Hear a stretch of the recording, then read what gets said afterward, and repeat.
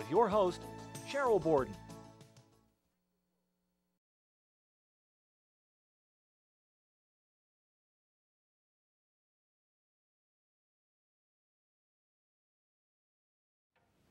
Kimball, thank you so much for being with us today.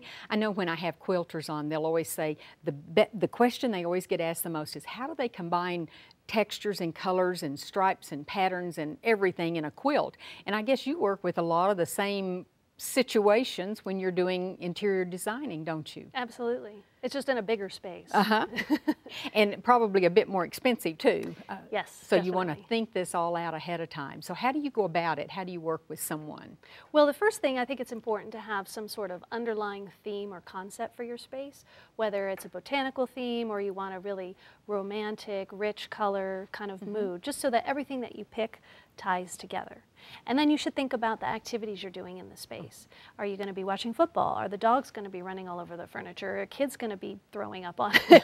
You know, so, everything. Right. So then you need really hard-wearing fabrics. Or would you like to entertain and have really fine fabrics and really fancy cocktail parties? Then you could use something like silks. I see. Okay, so those are all questions you would ask the homeowner, or they would tell you when they're right. ready to decide. That's right. And in general, for me, I like linens are great. They can be used in a relaxed environment, and they can also be dressed up for a formal environment. So some work multiple tasks. Absolutely. Velvets are beautiful for their very classic look to them.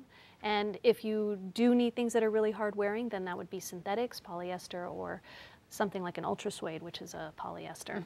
And then for a lot of sun exposure, solution dyed acrylics are excellent for outdoor fabrics. Oh yeah, because you don't want something that's going to fade the first 30 minutes it's out there.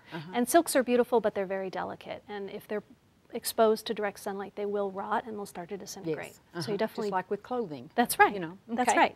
So here I have a dining room where I use multiple colors for the chairs. And this is just to show... It's kind of fun. Yeah, it is. And it's just to show you don't have to do everything the same color, and it's okay.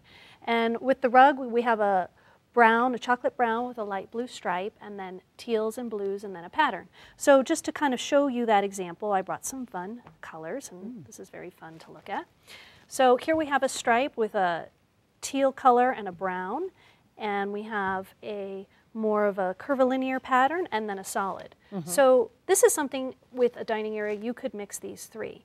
And the reason that these work is if you look at the ground color here, the background color, which is kind of a taupey brown, it's the same color in here. And so that's why these colors... They work. That's right, and the patterns work so together. So you repeat a portion of it. If you find fabrics that have a common color, that's very helpful.